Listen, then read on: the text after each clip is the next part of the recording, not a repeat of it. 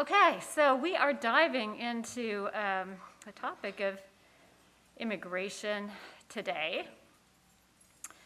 And if you think about what we've been doing in the course, we really spent the first half of the course kind of thinking about what Christian ethics is, what its sources of authority are, how it relates to influential approaches within moral philosophy, its traditions of virtue ethical reflection, natural law reflection, its relationship to the human rights tradition. And now we've been putting that into application in consideration of a series of issues while we've continued to stay connected to both historical and contemporary sources. So we've already covered a lot of ground, right? We've thought about torture, revolution, poverty, property, prison abolition, immigration. Today on Thursday, we'll be turning our attention to families. So the fellow citizen relation is one sort of special relationship, right, with special rights, special obligations that attach to it. And the family relationship is another sort of special relation. So that's one reason that I've ordered them in the way, it's not completely random. I've ordered them in that way so we can think about various kinds of special relationship.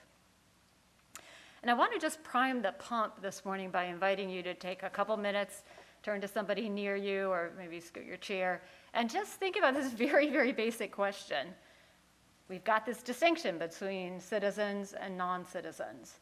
How do we justify that distinction? On what basis does it make sense to distinguish between citizens and non-citizens? Because as soon as you start thinking about immigration, refugees, you're actually confronted with that kind of a basic question. So take a few minutes, and then later in the class, we'll try to return and draw on whatever thoughts and insights you had about that. I'm hearing excellent reflections out there about this distinction that we make between citizen and non-citizen. So keep that kind of percolating in the back of your head as we move through this material. And I want to remind us of one of the tools in our toolbox when it comes to thinking about different issues, ethical issues that we might reflect on. And we've got,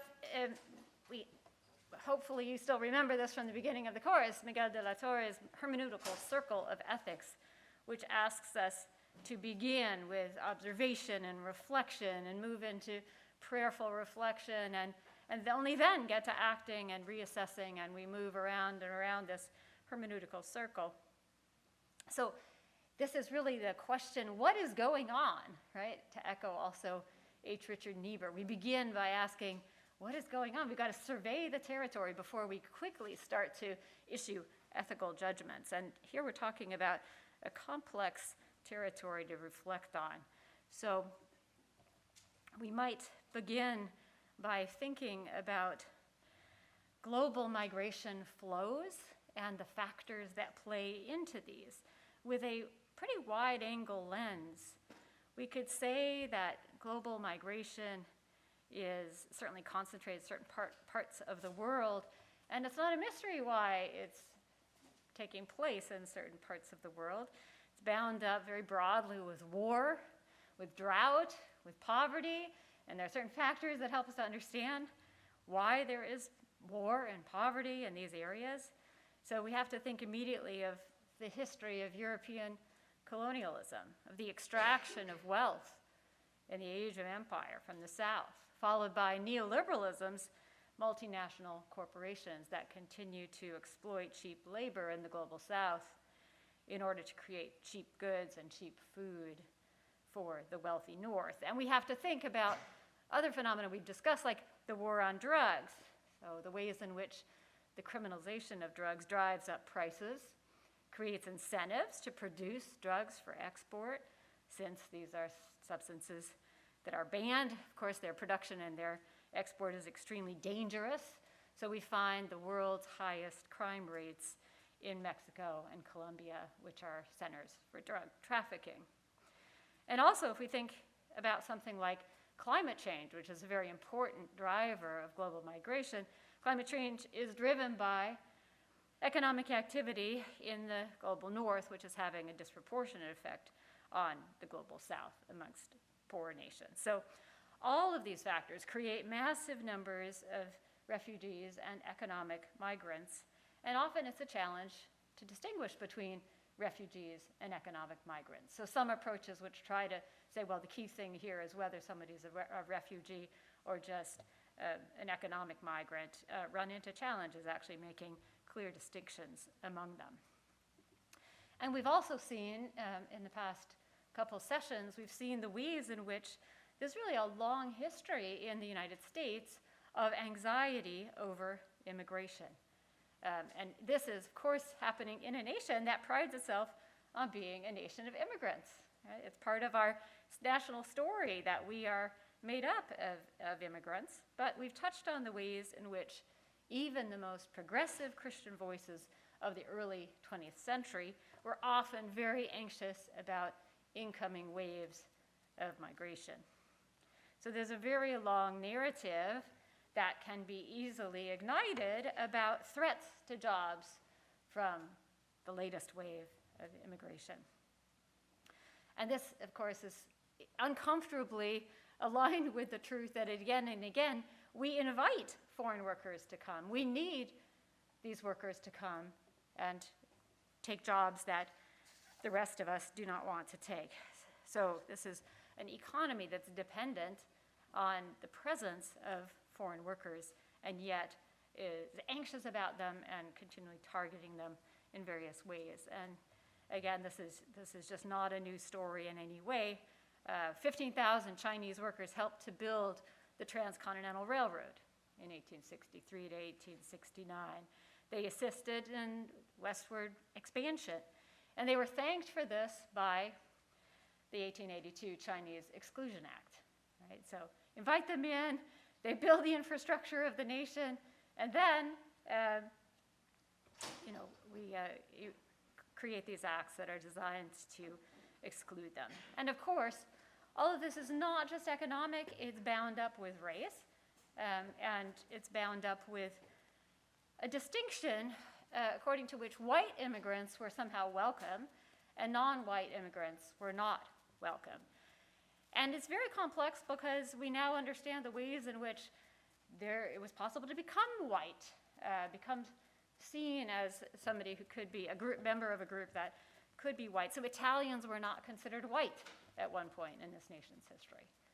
But then over time, Italians became classified as white. And we see this happen again and again. So does white mean Anglo-Saxon? Or, there was a period where that's what it meant. You had to come from an ethnic group that was seen as Anglo-Saxon in order to count as white.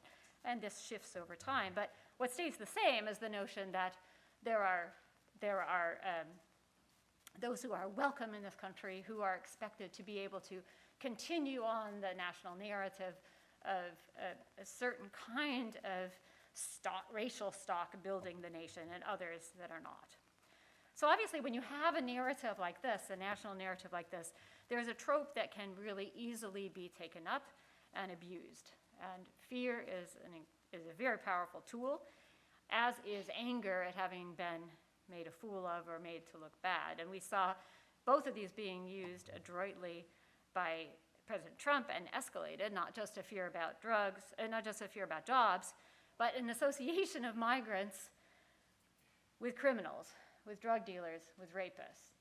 So same kind of deliberate association that went on in the very earliest stage of the war on drugs, right? You just deliberately associate certain kinds of people with crime, and with crime that is the sort that people are afraid of, and that can have a very powerful effect. So Trump described migrants as invading our country, as undermining law and order.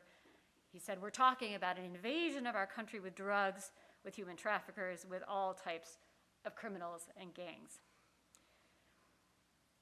But of course, we're talking about movement, migration, which is anything but a phenomenon that is restricted to a particular time period in human history. In fact, if we take a really wide-angle lens, we go back to our hunter-gatherer roots, right? Nomadic existence is the natural form of human existence. And Homo sapiens were all wanderers before we became settlers and before some of us became settler colonials, right? So we have to kind of live with the complexity of our own past. So to understand modern citizenship and to understand modern immigration. We need to think about questions of borders. We need to think about international law. We need to think about the nation-state system. And citizenship was already a notion back in the time of the Greek city-states, back in the Roman Empire as well, but it has meant a variety of things over time. Citizenship, we can say, is some kind of membership in a political body, and it's a membership that's bound up with rights and is bound up with duties, and often the duty has been some sort of an expectation of military service. So if you're a citizen, you have to provide military service, but on the other hand, a right or an expectation of protection and of a certain kind of privilege. So if we look to the European city-states in the Middle Ages, or in early modernity, we find that a minority of the residents are considered citizens. That there's no sense that like everybody in this territory is a citizen. It's a minority status, and it's an elite status. It becomes broadened. This is part of democratic movements, right? So broadened to include more and more with the American and French revolutions. So we have, with democratic revolution, the expansion of the franchise. A full citizen is one who has a vote, has a say in how common life is organized. That, of course, only makes sense in a democratically governed state, the notion that citizenship is tied to a vote, right?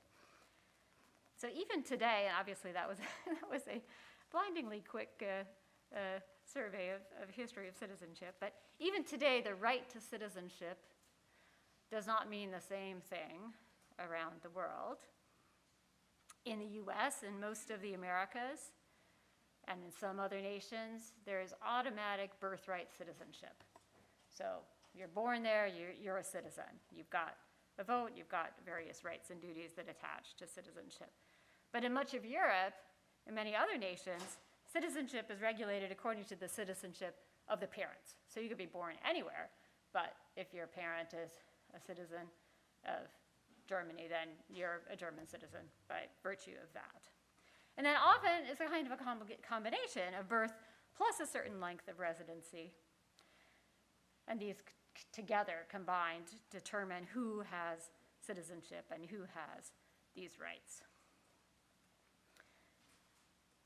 Now this is critically important because it's bound up with human rights regimes. Human rights attach almost always to, in very significant ways, to citizenship. So the Universal Declaration of Human Rights, which we've discussed a number of times, actually very often does not specify who is responsible, who's the party that is responsible for protecting certain rights. But very often the expectation is that the responsibility lies with the nation state. Right? So you have rights because you're a citizen of this nation state. That's the assumption. The state will not just protect citizens, but also provide for their basic needs. If there are economic rights, the state is responsible for fulfilling those economic rights.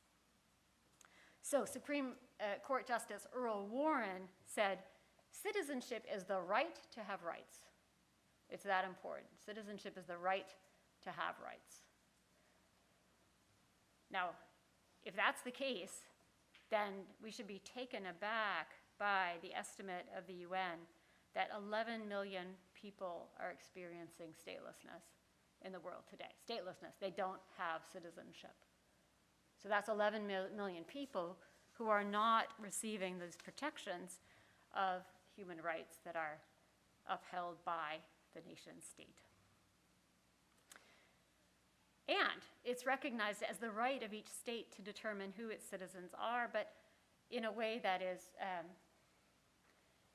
subject to human rights. So there are supposed to be constraints on the nation state, and the question is, who upholds those constraints on the nation state to decide on its own who its citizens are going to be? And also, of course, frankly, to decide how and if it's going to be upholding those human rights. So we have the weakness of the international law system over against the kind of strength of the nation states that are going to actually decide, okay, we're going to decide who's a citizen, And we're going to decide which rights we recognize and how we're going to respond to them. Well, just to stay with international rights for a moment longer, there are some things articulated in the Universal Declaration of Human Rights that have to do broadly with migration, broadly or more narrowly with migration. So we have the articulation that everyone has the right to leave any country and to return to their own country. Another one, everyone has the right to seek and enjoy asylum from persecution. Everyone has the right to a nationality, and no one shall be deprived of their nationality. And this also is very interesting, or denied the right to change their nationality. So international law actually articulates a right to change one's nationality as well. Now, I think if we read through these rights, these so-called, right, these rights that have been articulated in international law, it becomes pretty clear that these are rights that are not being honored very well today in the world by various nation states. So nation states are regarded as having both the right and the duty to secure their borders, that is, to regulate passage across their borders, to determine what constitutes illegal and legal entry, which raises the question of why, right? Why the right to regulate passage across borders? And how does that fit with Article 13, which says there's a right to freedom of movement, residence within the borders of each state? The justification here flows from the notion that there's a basic responsibility on the part of the nation state to protect its citizens. So there's both here a national security justification and also an economic justification, given that the nation state has taken on more and more responsibility in a way in the modern era to take care of its citizens socially and economically. So there is a thought here that nation states cannot have universal responsibility, can only have responsibility in a limited way, given limited resources. And there's an assumption here that somehow this will work out to the benefit of all if nation states have limited responsibilities for their citizens. And there's supposed to be limits to this, right? The control of borders is not supposed to be engaged in violations of basic human dignity. It's supposed to be non-discriminatory. You're not supposed to allow certain groups in and never allow other groups in. So that's one way of trying to honor this basic idea that people should have freedom of movement. You're not supposed to deny asylum. So if somebody's really suffering, it's supposed to override the preferential favor to one's own citizens, and you're supposed to take them in, right? There's supposed to be these restrictions on the ways in which nation states secure their borders and regulate passage across them. But even here, we would say, right, it's pretty clear looking around the world that international human rights with respect to refugees and with respect to migrants are often being flouted. Well, let's try to dig a little bit deeper here and think about where these international law ideas came from. Right? Where do we come up with everyone has the right to freedom of movement and residence within the borders of each state? Where do we get this idea when it's also so clear that the ways in which states have functioned have been in ways that so favor their own members, right? So, I mean, clearly international law comes from international agreements of various kinds, but it's rooted much deeper historically. It's rooted in the natural law tradition that we've discussed at so many points in the semester, and that itself is often traceable back to Roman law. So we're still working with legal ideas that go all the way back to the Romans. And in the 6th century, we see this very important codification of Roman law, the Institutes of Justinian. And that becomes a really important source for medieval thought about the natural law.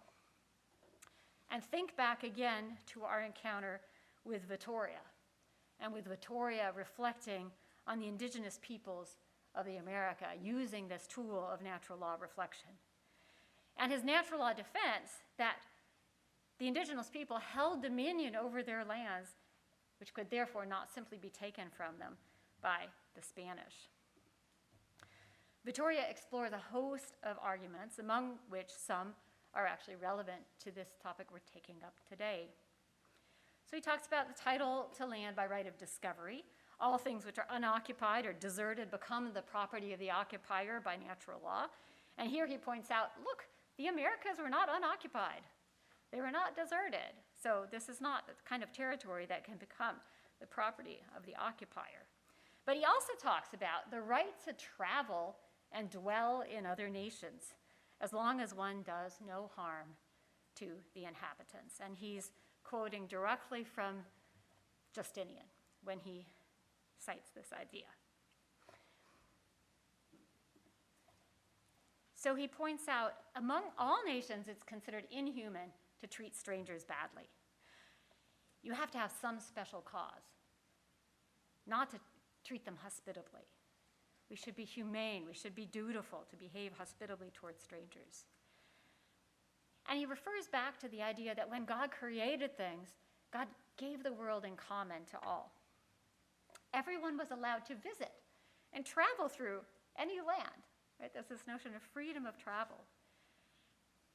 And he says this right wasn't taken away when we divided things up into private property. The right to travel was still there. There was never an intention to prevent free exchange of peoples. So not only does he appeal to Justinian here, he also appeals to Scripture. So friendship among different people is a natural law idea, but it's also something supported by the gospel. Very interesting move that he's making here, right? Because the indigenous peoples of the New World, you can't argue with them on the basis of what's in the gospel, right? Because they're not Christian. But you can argue with people in Spain about what's in the gospel, of course, right? And that's what he's doing. So what's the argument here? I was a stranger, and you took me not in, right? This is the passage that we were just looking at last time, right? What are we to do? The works of mercy that come out of Matthew 25. Did you visit me in prison, right? Here's another one. Did you take me in when I was a stranger? From which he says, it is clear that since it is a law of nature to welcome strangers, this judgment of Christ is to be decreed among all men. So, on the one hand, Vittoria clearly condemns the Spaniards for their violent conquest, right? Explicit in the fact that they have given the indigenous people just cause to refuse them hospitable welcome. Okay, why? Yes, according to his theory, the indigenous people of the Americas should have welcomed in the Spaniards, but not if the Spaniards come bearing weapons, right?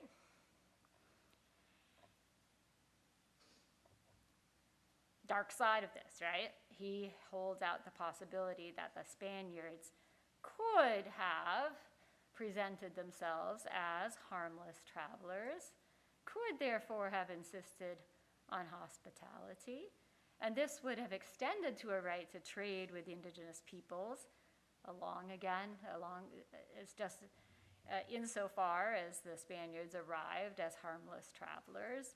So the native peoples then appear to be in violation of the natural law if they refuse to trade with peaceful Spaniards, who could then punish them if they violated that natural law. Now, if this seems to be a twist that could only happen at one time in history, no. Commodore Matthew Perry, in 1853, he goes to Japan. He brings gifts and he brings warships. He wants to open Japan to trade. Same justification, right? Rooted in this long-standing tradition. The argument, it's mutually beneficial. This interchange among peoples, free movement, free passage, free trade. So we see how this doctrine that was rooted in Roman law and in the Roman Empire gets absorbed into Christian doctrine, gets shored up by appeal to the Gospels, by appeal to the works of mercy. It gets bound up with European colonialism and gunboat democracy. So, what are we left with, right? The works of mercy, does this mean the works of mercy themselves are tainted? In some sense, yes, right? They have been tainted by how they've been used and abused historically. So what are the questions that we need to ask when we're encountering the attempt to secure the borders of a nation? Who is seeking to secure borders? To what end are they seeking to secure borders? How? What are they using as tools to do this? And especially we need to ask, how is power operative here? Who is vulnerable? How do we analyze the situation of Japan facing the arrival of Commodore Perry? How do we analyze the situation of people in the Americas as the Spaniards arrive? And how do we analyze the situation of immigrants on the Mexican-American border arriving, right, in desperate situations today? How is power operative here? Who is vulnerable? Are there persons who are subject to unaccountable power, right? Subject to domination? They have no way, they have no recourse, they have no way to make their voice heard. How does that transform our analysis? And we have to be attentive to places in which rights are being claimed, and they're rights that somehow seem to be on the books, right? But rights are being claimed in ways that oppress or exclude, in ways that exploit. We need to be thinking about the global common good that is supposedly served by having nation states that have certain special concern for their citizens. How is that serving, or how is that failing to serve the global common good? And the global common good is constituted by securing the conditions for each and every one to flourish in community. Not overriding the flourishing of each and every one by the good of some collective. So let's pause for a minute here to try to come back to that basic question that I posed at the beginning. I'm not going to pull up that slide again, but is the citizen, non-citizen distinction justified? And how do we, if so, how does one justify that distinction? Anybody willing to share some of the thoughts that came up in your conversations? So in a way, we're already here, right, with Miguel de la Torre. We've moved from observing to reflecting, and he then understands this move of praying as, of course, engaging in actual prayer, but more broadly for him, this is thinking about what resources are at hand within the Christian tradition in particular for responding to a particular issue. So with every issue that we're taking up, I hope it's clear that we're somehow reflecting in conversation with Scripture, with tradition, with reason, with experience. I don't always sort of put the label on it, but we're continually coming back to those sources of authority. And obviously, we've also been trying to think with the help of the categories of synergy, integrity, realism, and liberation. So let's turn to some of the scriptural resources for reflecting on immigration. Some contemporary theological reflection on these issues is rooted in, connected to a particular story in the Bible, right? Jesus as a refugee. The Gospel of Matthew. We encounter Jesus, Joseph, and Mary fleeing out of fear of persecution in the flight to Egypt. According to the Gospel of Matthew, what is going on, right? To bring back de la Torre's question, what is going on? A family is forced to flee their homeland for fear of persecution, and it's fear of persecution based on their membership in a particular group. So that's the classic modern day definition of a refugee. But of course we can go much further back, staying with the scriptural tradition, all the way back to Exodus, right? You shall not wrong or oppress a resident alien, for you were aliens in the land of Egypt. Again and again echoed within the Hebrew Bible. You lived in Egypt away from your native land for an extended period. You were oppressed. Do not do this to others. Do not, and this is not just any verse kind of picked out. This is a central theme in the Hebrew Bible, connected with the narrative of liberation from slavery in Egypt, connected with the identity of Yahweh as a God that liberates, right, from oppression. So the 10 Commandments are prefaced by Yahweh's declaration, I am the Lord your God who brought you out of Egypt, who brought you out of the land of slavery. And that's connected explicitly with how do you relate to the resident alien? Right? You take yourself to be followers of this God. This God gives you the gift of the law, right? The law which connects you to flourishing. But that gift comes with this constant reminder. This gift of the law is given to you, and you are to remember the God you serve is a God who cares about oppression, right? So not oppressing the resident alien is closely connected with not oppressing widows and orphans, with not extracting interest from the poor. And of course, the notion of migration of peoples due to drought and famine is so familiar in the ancient Near East. And it's familiar that resident aliens will be in a vulnerable economic position as well as a vulnerable political position. They will not have land of their own. They'll be particularly subject to oppression just based on their outsider status. Now, of course, you could say, well, but it's a special category here. It's not saying take care of everybody. It's saying take care of the resident alien. But really, the resident alien is just the foreigner who's been living there for a while. Right? And there's equal emphasis on hospitality to strangers in the Hebrew Bible as well. Right? So why is this needed? Well, it certainly seems to be countering natural, in the sense of a biologically rooted tendency within humankind to favor the near and dear in ways that lead to lack of hospitality to the stranger. What we get sometimes is called today parochial altruism. Human beings are really altruistic, but that altruism is directed toward a limited group of people. So the biblical narrative provides a powerful tool to counter that, right? And we live with those texts because they help us to counter our parochial altruism. The text, the stories, rehearsing those stories elicits empathy in the reader. It elicits perspective taking. You put yourself in the shoes of the other.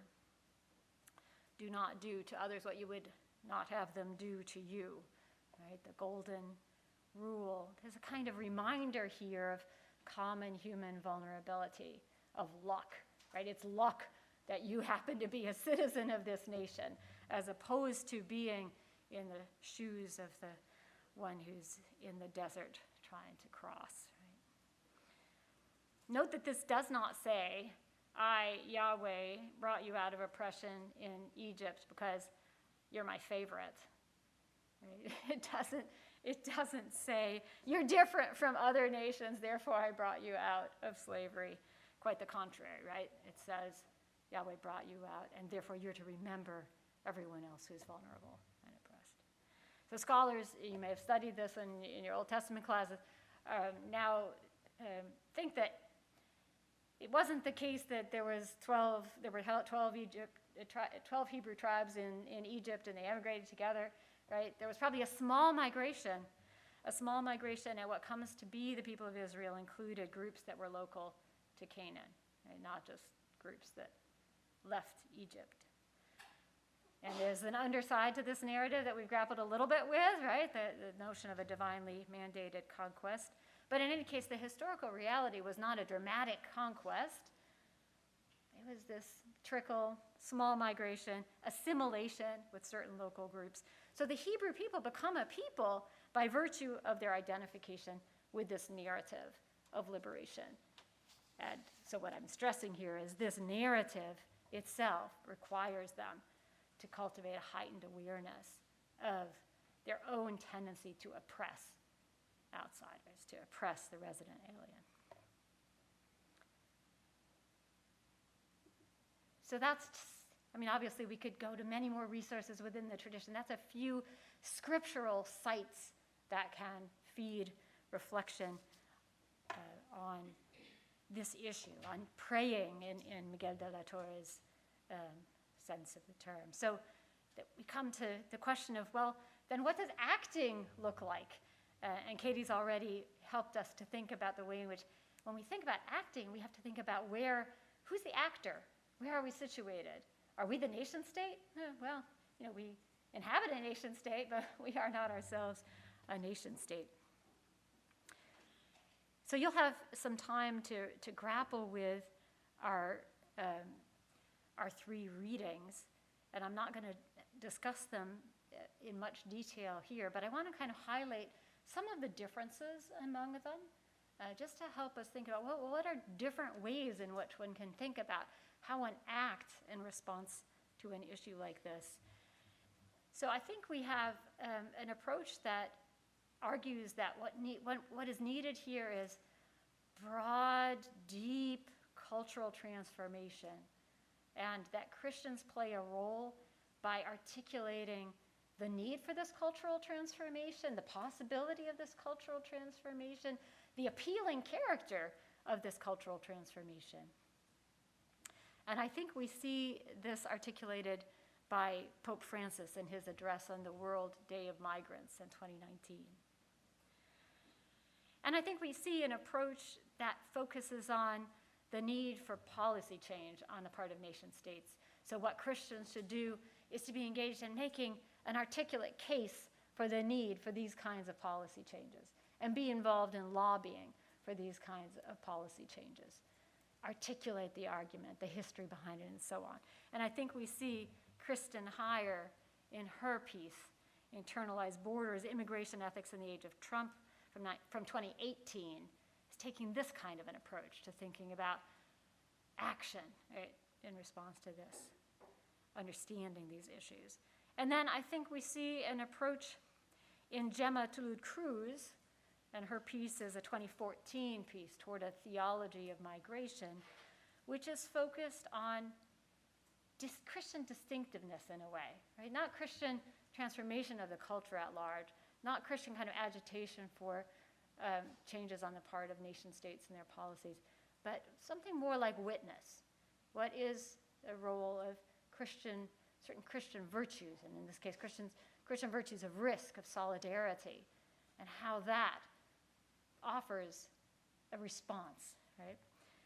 So just to highlight it, a few ways in which each of these articulates their case. So Pope Francis makes a basic claim that when we attend to migrants, we have to be aware that this is not just about migrants. And you could think, oh gosh, it's not just about migrants. Is he kind of underplaying the significance of this hugely important issue? But I think he wants to see it another way, that the issue of migrants is absolutely central, absolutely essential. It's bound up with the most fundamental matters. No one can flourish unless the most vulnerable flourish. So it's that central. It's about everything. And that we have to recognize the fundamental equality of all, put the person at the center. This is a strong theme within Catholic social teaching of personalism, of focusing not just on the collectivity, but on each person within the collective. When we show concern for migrants, we show concern for everyone, he says, for ourselves.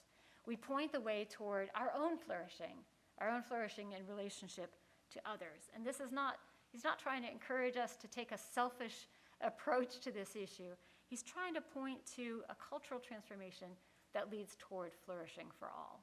So that's his approach. Like, try to make this really appealing to show that this is how we all flourish. We flourish together when we respond to the needs of the most vulnerable. Kristen Heyer takes a different response. She's focused on Trump, but the issues are not new. The Obama administration deported more immigrants than all prior 20th century administrations combined. We're seeing the issue obviously continuing in the current administration. She just points out stricter enforcement is ineffectual, right? We know this. We know this by now. It stokes fear, leads to greater suffering and loss of life. People take more and more dangerous routes. There's more and more human rights violations. And when we understand the structural dynamics of global migration, we need to conclude, she thinks, that hospitality band-aids are insufficient. So she thinks it's a Christian responsibility to articulate that countries that have gained economically from their colonies, from the history of military involvement in other nations, have special obligations to people in flight from those nations. There's special obligations that are not being recognized because they're not obligations to citizens, but they're obligations that need to be acknowledged. In addition to this sort of acknowledgement of obligations on the part of nation states, given their histories, given their colonial entanglements, we also need to be involved at the structural level of addressing the causes that make people flee from their nations. So again, not just a hospitality band-aid.